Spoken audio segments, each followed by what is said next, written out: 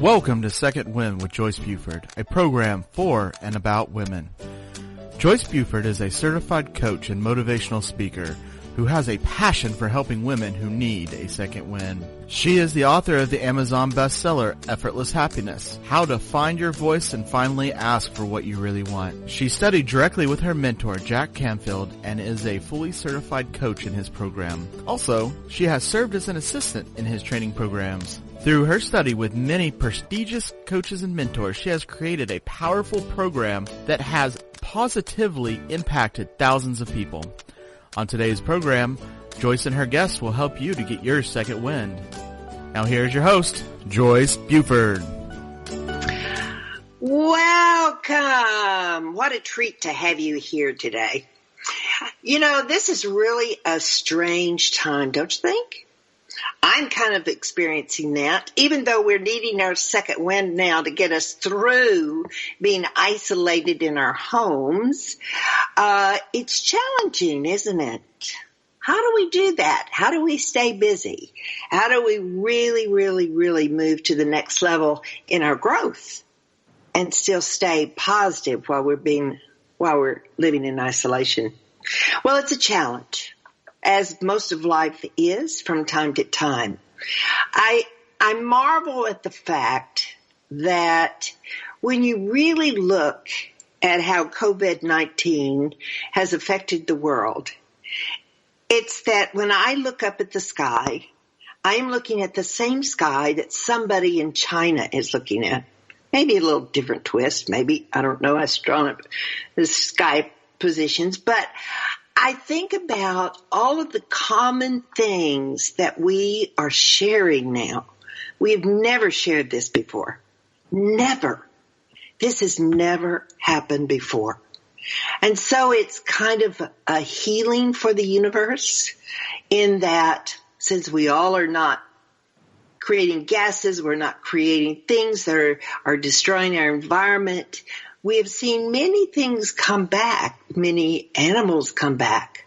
We've seen the sky come back in some places, Mexico City, a lot of places where the pollution had gotten so bad. In India, I mean, unbelievable pollution there. And so it's really kind of a healing time. So the world has gotten a second wind, if you might be so kind to think of it that way.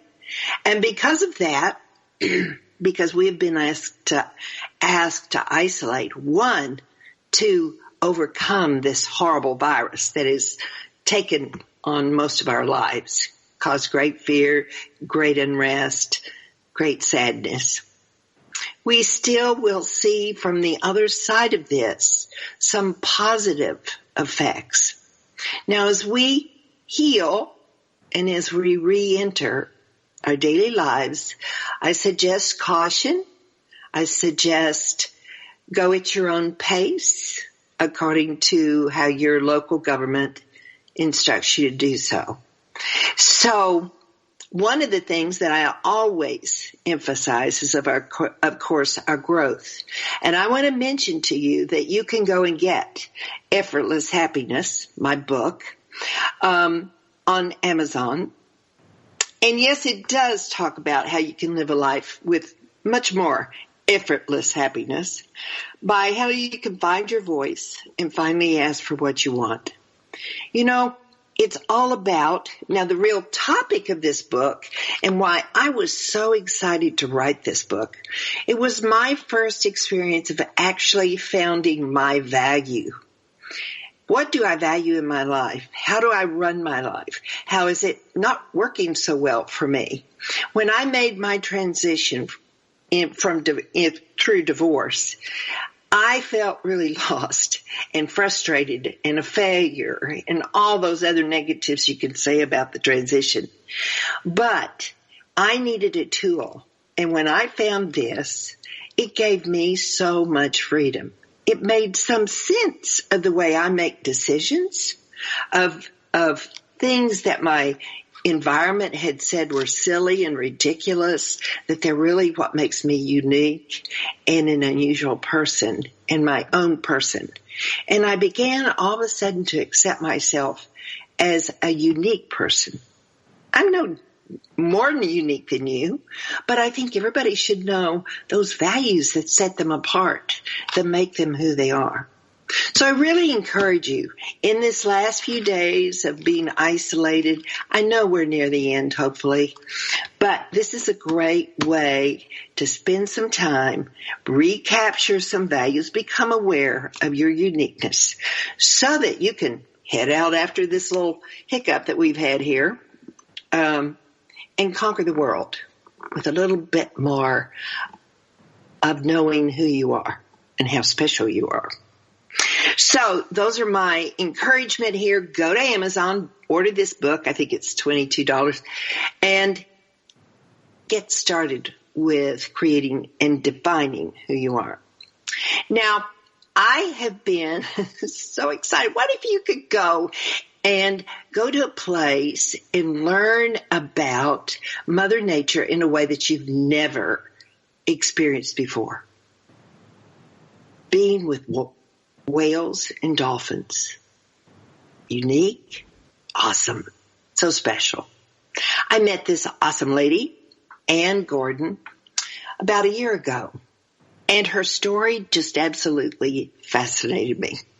I'm not going to tell her story because I want her to tell her story as the only way she can, with great gusto, and I think you're going to love it. But she has, after a transition that we always go through, and we always have those wins and successes after going through our transition of pain and change. Anne certainly did that. Today, she is running her successful whale and dolphin wisdom retreats internationally. She's been running them since 2007. She shares the wisdom of the dolphins and whales through transformational retreats to spend time with and deepen your very own spiritual connection with the natural world.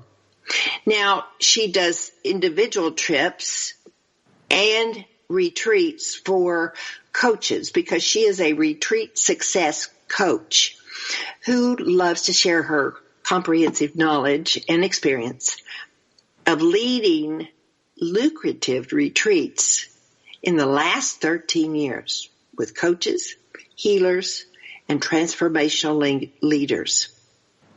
She is dedicated to empowering you to easily create, fill, and lead this transformational retreat that you have been dreaming of. So, with no more talking, Ann, I am turning this over to you. I am so thrilled that you are here today. Perfect. Thank you. Thank you very much. It's a pleasure to be here and an honor, and I look forward to our time together. I know, but when you told your story, now, as I said, I met Ann about a year ago and at a retreat, and I was just amazed at your path that you took. And so I want to start with that because it kind of sets us up to how special you are. Okay. So I studied biology and animal behavior. I worked as a zookeeper. I trained animals for educational outreach programs. And then I transitioned into training animals for the film industry. And I did that for over 20 years. Wow. I worked on films like Air Bud, Air Buddies, Legends of the Fall, Homeward Bound, Home for the Holidays, Practical Magic, etc., Northern Exposure. And I was getting to a point where I was like, I'd done a lot. I pretty much reached all my goals in that industry. And it was a fun industry. And it paid really well.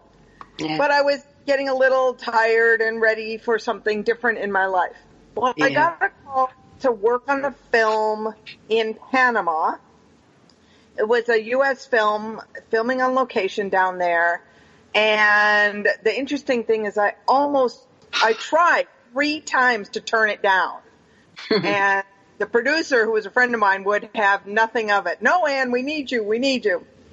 So he sent me the script. I read it, and I was like, oh, my God, I have to do this film. So I went, and that film hired a local tribe of indigenous people as the actors on the film. Ah, awesome. So, yeah. So, and they still live in traditional villages deep in the rainforest.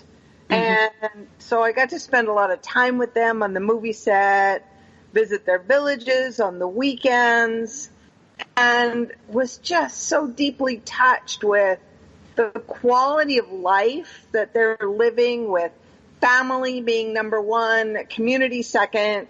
Work is done. It's the last priority. It's done when it's only necessary. It's not the be-all, end-all that we seem to make it. And so I just loved spending time with them. And then, as fate would have it, I ended up marrying one of them. Love won out. It did. It did. Yes. So I was looking for a change, but I had no clue that's what the change was going to be, or was even thinking that direction. Yeah. And, you know, and I like to say that if some psychic had told me previously that, you know, my soulmate lived in the jungles of Panama, I would have asked for my money back. I would have never believed them. That would have brought the no, I can't go.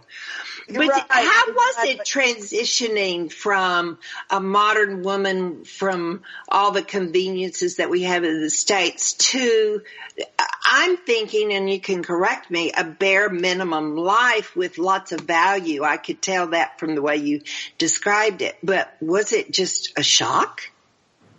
You know what? It wasn't. And one, I'm always been, luxury is not that important to me. Sure, it's fun, but it's not vital to me. Yeah. And I've always loved the outdoors and being in nature. And these people lived in pure, true harmony with the earth. And I felt instantly at home with them. Wow.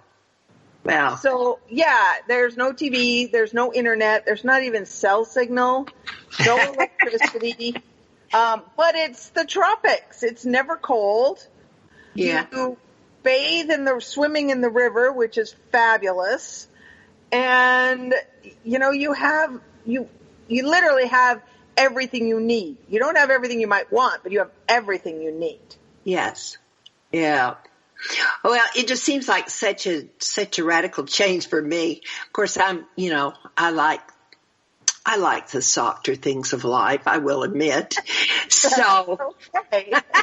it's what makes me unique. So anyway, but I can, having been in the rainforest maybe twice in my life, I can sort of experience just the rainforest has so much. I was blown away when our guide would tell us all the things that are produced from the rainforest. Mm-hmm. There's life everywhere. It's abundant. There's so much food around you. You know, I read a story of these men from, city guys from the U.S. that got lost in the rainforest in Brazil and came out starving. It's like, did you not look around you? There's food everywhere. It looks different. When you don't know how to recognize it, and there's a whole lesson in that, when you don't know how to see the abundance around you, you will starve. Yeah. I admit some of it looked different to me when they point at them. So I'm curious as to, did you work, was that film, is that where you got your introduction to whales? Not really, because you'd already been working with them. I grew up in the Pacific Northwest. My dad always had a boat, as long as I can remember. And so we spent many weekends out on the water, and I grew up watching the orca whales.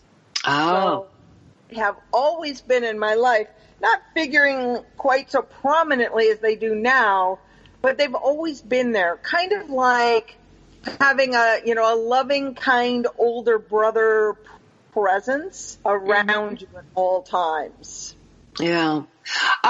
Are we really in danger of losing our whales and our is that a too vast a question to ask so quick, so fast?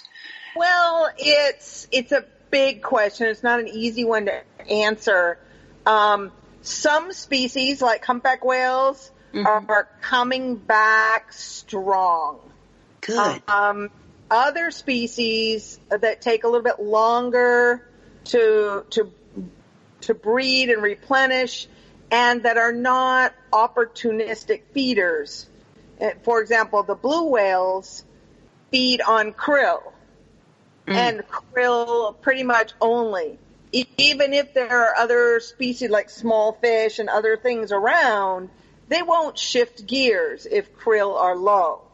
Whereas humpbacks will feed on krill, on sardine, on herring, on anchovies, on, all kinds of things. So they're more opportunistic. So when you're a real specific feeder, you take changes in the environment harder than someone who's like, oh, well, I'll just eat this instead. Yeah. So species are really bouncing back because most of the world is not whaling anymore. There is a lot of hope, and there's scientific proof that when there is more whales in the ocean, there is actually more fish and more food for the whales. They literally create their own abundance and more for all of us. So it's important to protect them.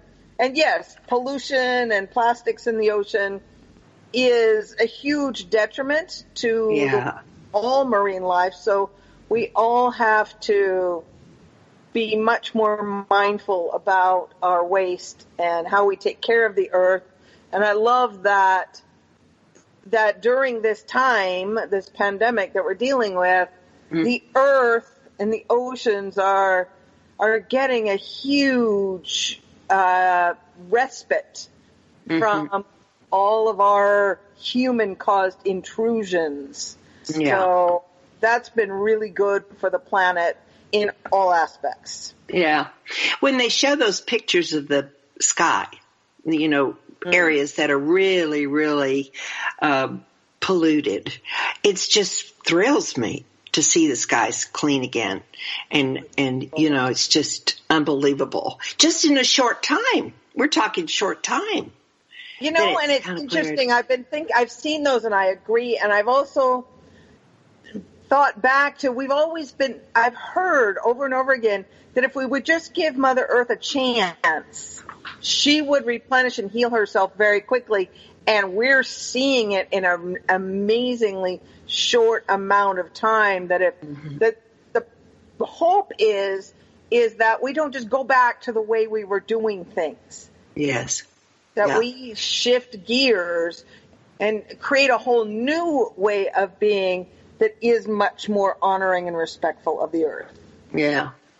Yeah, we're still the audience is still out because we don't really know how we're going to re-enter. Certainly some things have changed. They will, just because people have been exposed to different ways of living and doing. But the jury's still out. We'll see, won't we? We will.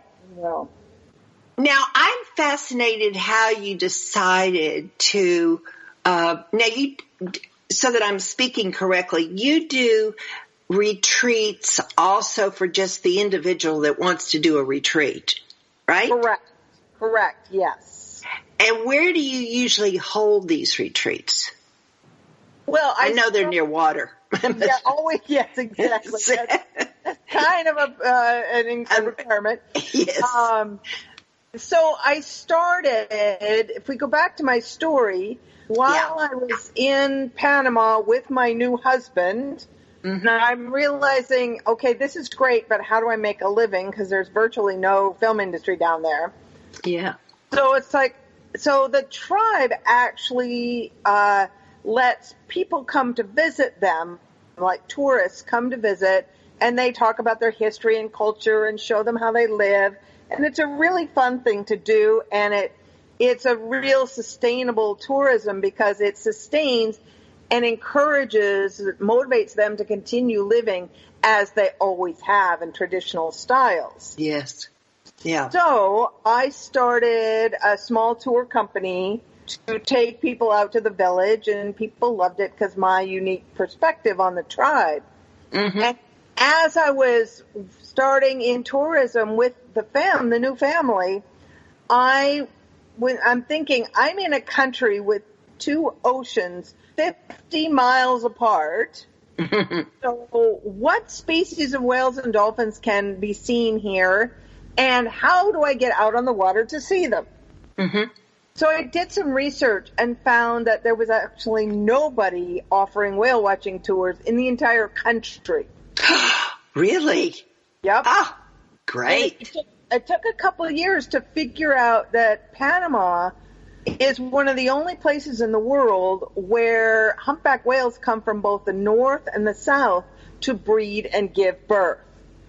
Oh. So whale watching is very, very easy to do there, but nobody knows about it. Oh. So the beauty of that is that when you're out on the water, you're almost always the only boat around the whales. So that's really nice. Yes. And it's very easy to find them in their peak season. So I literally pioneered the whale watching industry in the country of Panama. I love that. Go woman, go woman. Yeah. So that was fun. It wasn't easy because, again, nobody knew about it, so they didn't think that it was something they could do. Yeah. But we literally had a 99% success rate. We saw whales every single day but one every season, sometimes 100%. So super easy to find them. Yeah. And so as I was doing the day tours, I loved it.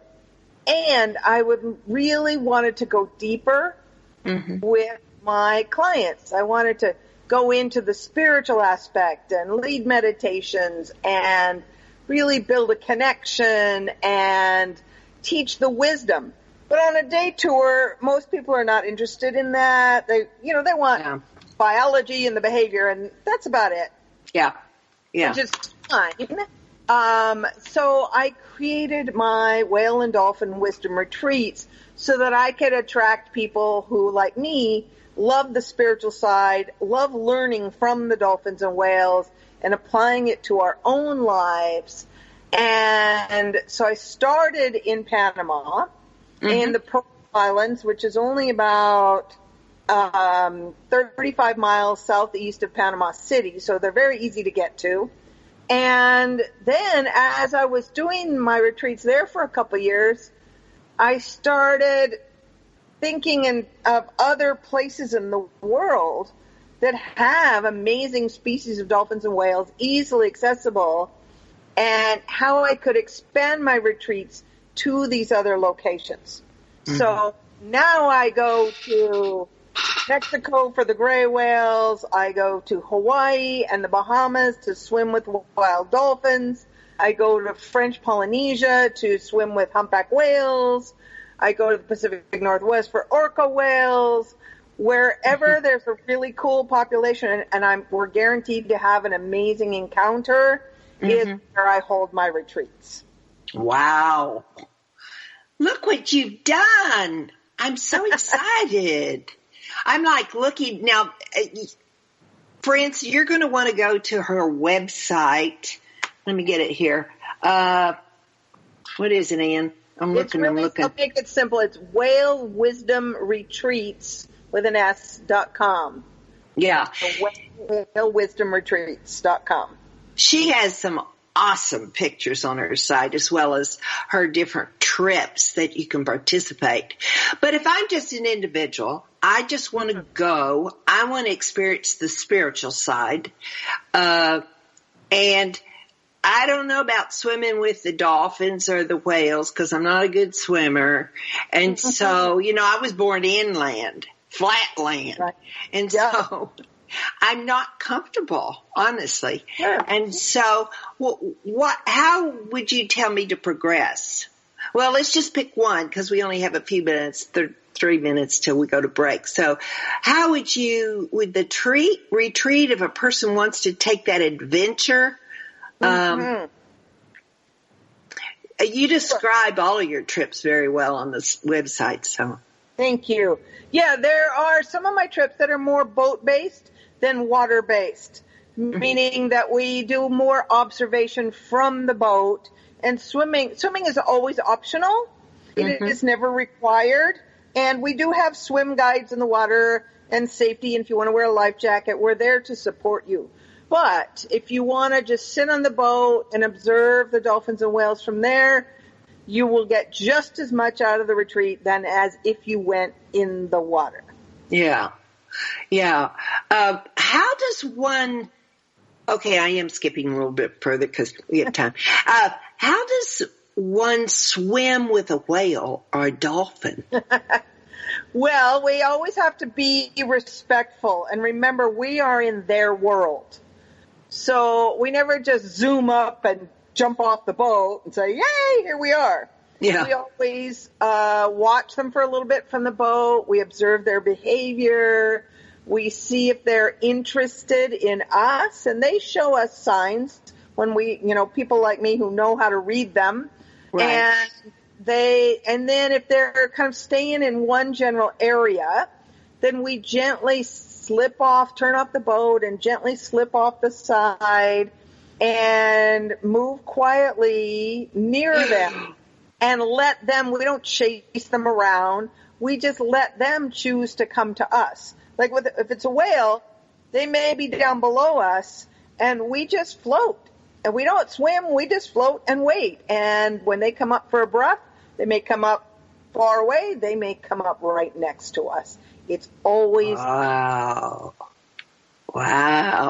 Okay, I'm going to leave it there, and we're going to move off to a short break. But I can imagine how that must feel to have such a huge animal in your area and you in the water too. I mean, I'm having trouble with that vision because of my insecurity in the water, but I would have a life jacket on and a belt on and booties or whatever else. So anyway, have I not promised you an exciting show today? Yes. Can you tell how excited I am? So anyway, don't go away. We have more to hear. Transformational coach, motivational speaker, and author Joyce Buford returns after this short break.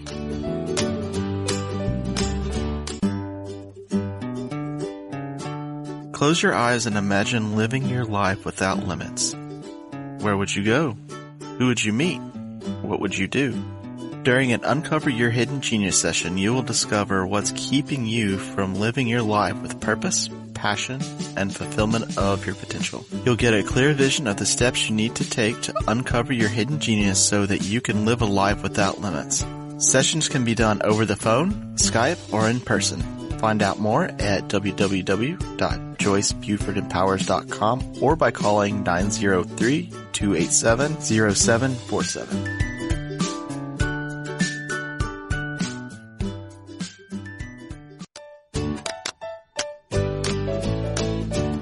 Welcome back to this segment of Second Wind. Joyce Buford, the author of Effortless Happiness, continues in this segment to share insights that will help you live a life of greater purpose and filled with happiness. Now here's our host, author and coach, Joyce Buford. Now, I'm glad you're back with us because we left you in a very exciting place. Anne has just told us, Anne Gordon is our guest today, and she's just shared with us about we have gotten in the water. We're dangling her feet. Now I have on the armrest, the belt, the jacket, because I'm a little nervous with water. And so anyway, but we're dangling our feet and waiting for that whale to come say hello. So Anne, how does that feel? Do you still get excited with them coming up like that? Absolutely. I get excited just like everybody else. it's every time is unique and different and amazing that this incredible animal, the largest animal that's ever lived on Earth, the whales, choose to come and be near us. It's like, for me, I get just as excited as if it was the first time ever.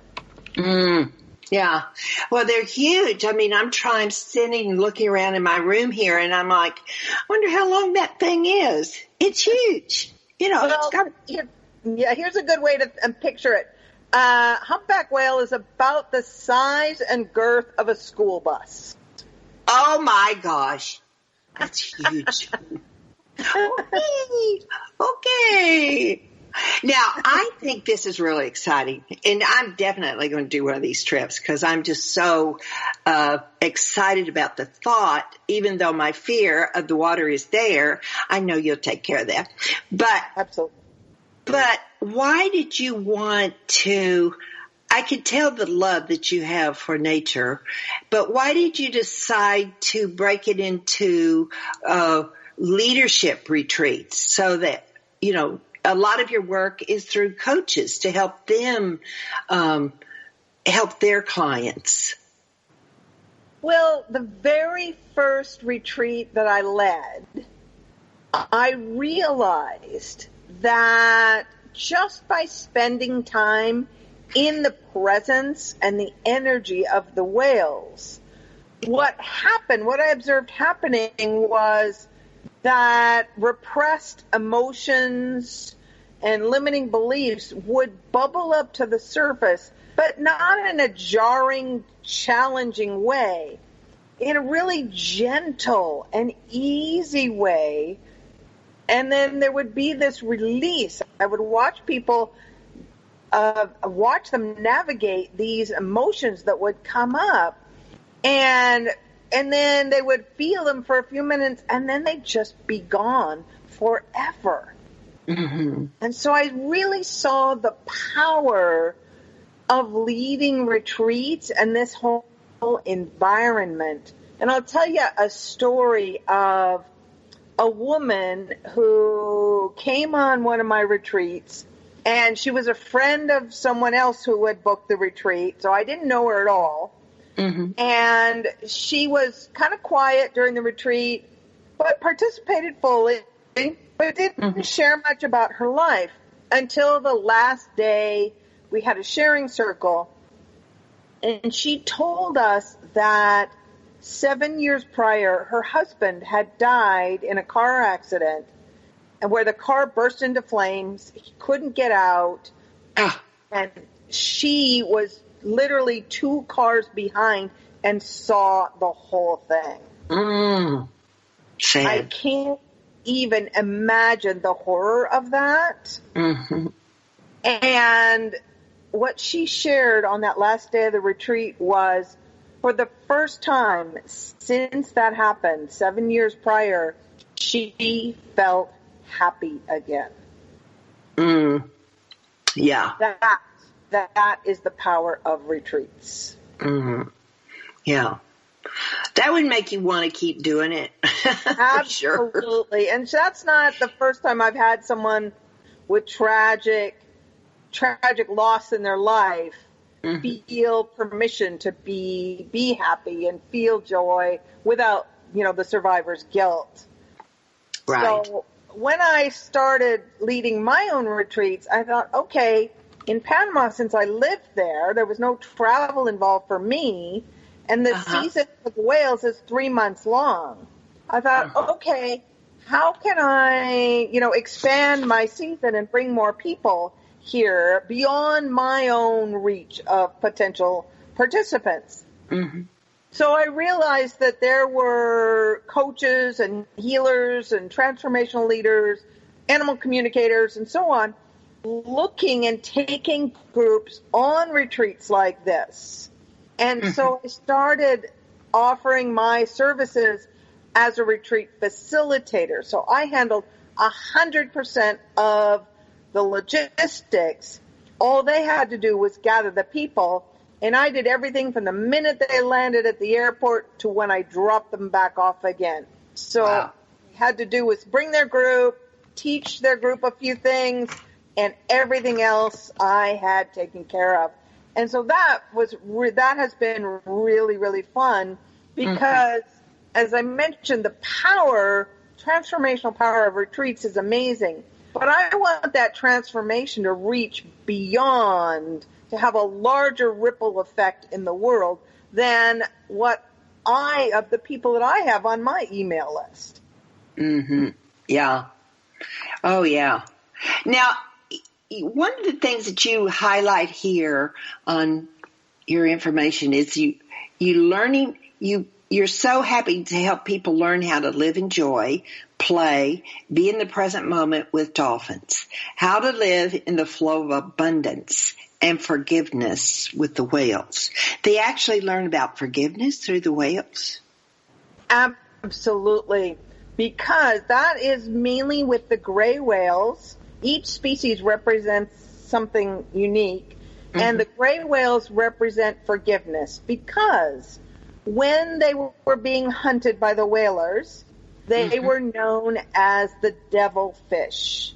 Because they were the only species of whale that actually fought back against the whalers. Was that the Moby Dick whale? No, that was a sperm whale, but that was a really rare case, based on a rare case. Generally, that didn't happen. There was just one particular sperm whale that acted that way. The rest of them did not. But gray whales regularly were aggressive with the whales, and defensive is a better word for it. Not aggressive, but defensive. Yeah. Most whales would just try and get away. So what has happened is in the very same lagoons where they were hunted almost to extinction is also the same place where they come to birth their babies, give birth, and to breed. And now in those very same bays, they are now known as the friendliest whales on Earth. Oh. Because now they literally will seek out boats. They will come right next to the boat, and you can reach over and you can touch them. Oh. And the mothers will even bring their babies and push their newborn calves, as little as a few weeks to a month old, push them up so that you can love on them. Oh. And if they can trust us with their brand new baby, and some of these whales are old enough to remember and lived through the whaling. Oh, that old? Yep. Wow. Some species of whales can easily live 200 years. So if that does not embody pure forgiveness, they can forgive the human race for almost wiping them off the map of the earth. How can we not forgive ourselves? So true. So true. Now, where is it that you do that work? That one is in Baja, Mexico. So we fly out of Los Angeles into Loreto, and we go to the San Ignacio Lagoon. And that is one where we do not get in the water. In fact, the water's a little cold for that. But we go out in a boat each day, a small boat, and the whales come right up to us. Really? It's a small boat. So you can really touch the baby? Out. Yeah, you can really reach right out and touch and splash and play and even kiss the babies. Oh, my goodness. How fun is that? Yep, super fun. Wow. Yes. So of all of these and I desperately hope that we're able to do these tours, these retreats this year for you. Assuming that we can, I see the first one that you're going to do in 2020 is in July. Is that correct? I have my Panama retreats, July through September. I'm always available down there. I'll be available for that, as well as I was going to have my Bimini Swim with Wild Dolphins retreat in May, but that's been postponed till August. So July and August, the first time of the year I will be doing new retreats, doing my next retreats. Yeah.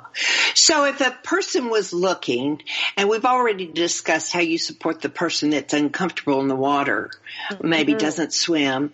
Another thing I'm kind of curious about, dolphins, I would think, are very sensitive to our emotions, correct? Absolutely.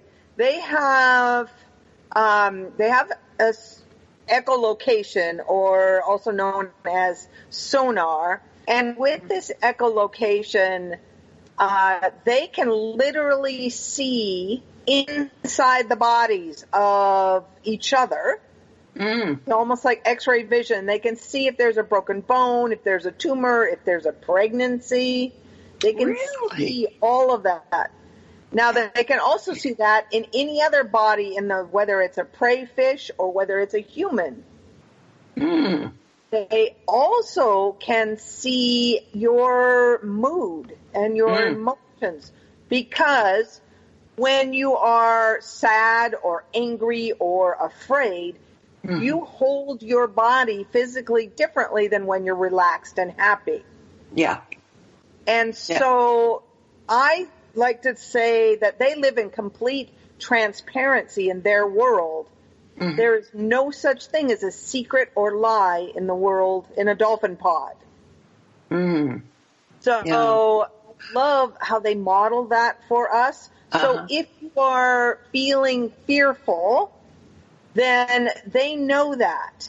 Also, and they'll be very gentle with you. If you are feeling like you are all about want, I want this dolphin to come close to me. I want. They're going to stay away until you let go of that desire and just enjoy what is. Yes. I'll tell you a really cool example of that. I was leading my retreat in Bimini one year, and my mother-in-law had died unexpectedly 3 days before. And for the most part, I didn't really tell anybody about it until the third day of the retreat, which was the day of the funeral that I was missing out on. And it was really hard for me to contain my grief. Yeah. And so I decided to model the Dolphins' world of transparency and share with my group what was going on. And just so they knew, of course, I wasn't going to, let that interfere with my being with them, and how that when the dolphins, you can feel joy and grief at the same time. So when we found the dolphins that day, it was actually our most magical encounter of all that trip. And we got in the water. There was 40 dolphins everywhere.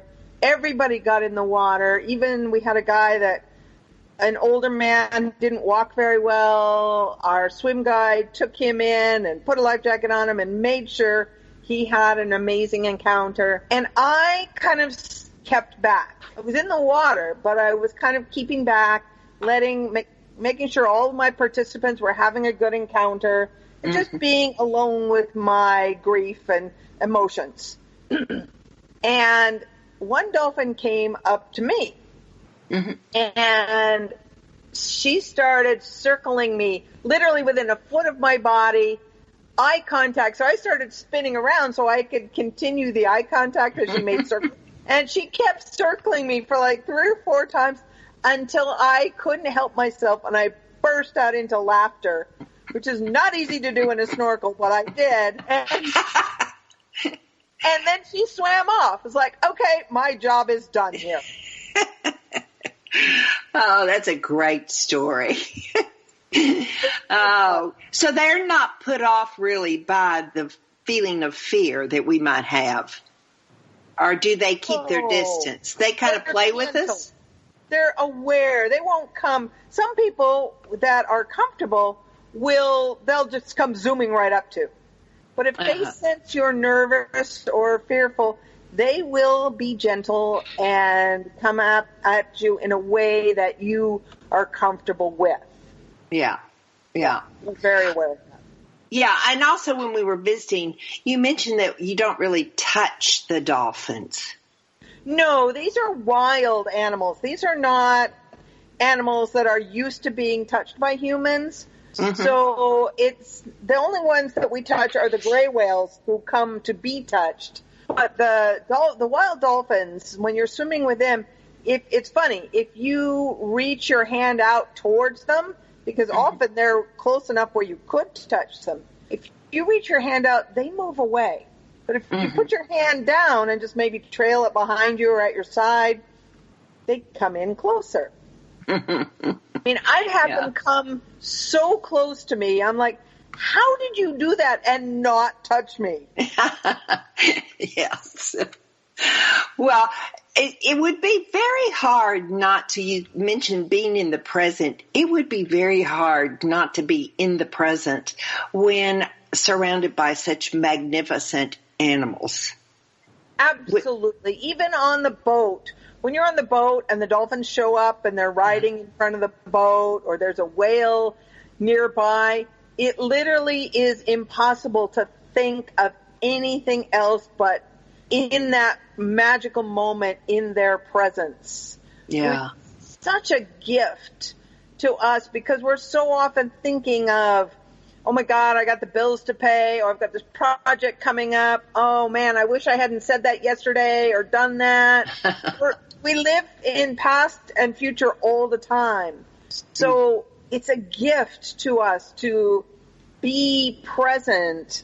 And when that happens, what I have found is and observed is that people automatically get silly and playful. Sometimes they burst out into song. Sometimes it's a children's song or, some movie song or TV series, goofy song from the 60s. It doesn't matter, but that natural playfulness happens when we move into that present moment. Right. And that's why your retreats are so successful. It sort of takes us out of those things that we've put ourselves into because of our mindset or how we're thinking or how we're reliving things. And it kind of moves us into a almost suspension. Would you say? It totally does. Yeah, it totally does. And, reconnects us with, our true self that we so often feel we have to hide or, and just worried about stuff around us and get distracted by all the technology and the busyness of our days. All of that is gone on my retreats. Right. So I'm going to ask you a really serious question here. Okay. Are you having fun, Anne? Absolutely. The beauty of it is that when I'm on a retreat, even if it's people that I have never met in person yet, I end up feeling like I'm taking a trip with some of my new best friends. Yeah. So I enjoy it as much as my participants do. Yeah. Well, I know my listeners out there can tell what a delight you are to be with, how much fun they'd have should they decide to visit your website. But you do have a retreat planner checklist, I think, listed as an option for someone to take advantage of if they are thinking about this as a possibility for their retreat. How do they get this? How do they do this? Sure. If your listeners are thinking about wanting to lead a retreat, then there's a whole, but maybe overwhelmed on how to do it or afraid they won't be able to fill it. Yes. I have a retreat leaders, like a retreat planner checklist where it's like a workbook and a timeline that says 9 to 12 months out before you retreat, you do this. 6 months, you do that, and walks you through the entire process. And that is at retreatleaders.com. Oh, okay. I'm writing that down. How large does a group need to be to have a retreat? Well, it really depends on what your retreat wants to be. Because I can teach you to lead a retreat, whether it doesn't have to have anything to do with you being, interested in dolphins or whales. That's just me and my way, my method. Yeah. But if you want to lead retreats on healing grief or abundance or relationships or whatever, or yoga retreats, it doesn't matter whether you do it in the mountains in Italy or Alaska or the Sedona, or this retreat planner will work for you. Oh, okay. In my mind, I was thinking, how large does a group need to be to do one of your retreats? Really depends. Yeah, on my retreats, again, it depends. My Bimini retreat, I have 20 people. My Panama retreats are filled at 12 people. Okay. Yeah. Awesome. Now, on your website, you have your trips. You have so many things that people can go to. Is your Dolphin Spirit Guide meditation on your website? Yes, and if you go to dolphinspiritguide.com, you can download an audio guided meditation to meet your own personal spirit guide. Oh, I like that. Yeah, it's super fun. Everybody has one, so don't think you don't. You might, well, what if I don't have one? You do. You just haven't met him or her yet. I know. Well, we are approaching the end of our time together. What has been, what are you coming out of with this kind of crazy time we've been with, and how it's interacting on your life? How are you doing? What is your takeaway from where we've been in the last few months? Well, for me, I've actually shifted. I've had to postpone one retreat and reschedule it, which is fine. And I've shifted something I never considered before, and that is to lead virtual retreats. I saw that. Yeah, so leading a day, for example, leading a day to teach you all about the wisdom, for example, of the gray whales or the dolphins, and how we can apply it in our own lives and play games and build that sense of community. And I've come to realize that leading a virtual retreat is the perfect way for people to learn all about you and who you are and trust you and build momentum and excitement about your live retreats. I love that, Ann. I think that's a great idea. Yeah. So that was really created because of what has come about in the last few months. Completely. Our isolation. I would have never thought of it at all. And so now this whole pivot has become, now it's going to be a part of my business, my business offerings from here on out. Oh, I think it's great. That would be yes, kudos. Good job. I think that's great. Yeah. Well, I have thoroughly enjoyed my time with you. As you could tell, I connected with you last year, and I just really get so excited about what you're doing, what you offered to people. That's I just don't know many people that do that. And I love the ability to go and experience it. So I really encourage you to I thank you again, Ann. My mind went on to encourage my listeners to go see your site, to go just visit it, take advantage of your offerings. And it's at Whale Wisdom Retreats with an S.com. And if you want to talk to Ann, you have a question for Ann, you can preface that by Ann, ANNE, at whalewisdomretreats.com. Yeah. So I just thank you. I look forward to our getting together again after this period in life. And I just look forward to it. And it's just awesome. Thank you so much for having me. It's been a real pleasure and an honor. And I look forward to sharing the Dolphins and Whales with you in person one day soon. Yes, I've been there. I think all my other trips were canceled, so maybe this was what I was supposed to do. There you go. Yay. All right. Thank you very much, Ann. Now, for you listeners out there, think about what you want your upcoming year to be. Is there advantage in taking yourself or your family or a group, if you're a coach, wanting to expand, find new ways to expand your clients' lives? There is so much out there for us to take advantage of. So I really thank you for being here today. I know that you have gained value from this show, and I've opened a door where you can further grow. Don't stay small. Open your door. Think about the fear that she experienced and where it took her. It took her to the other side of the world and to a new life. So I encourage you this week. We're almost through with our isolation period, but I encourage you to move slowly as you re-enter your neighborhood. Only do what you can do. Don't look at the rest of the world and let them tell you what to do.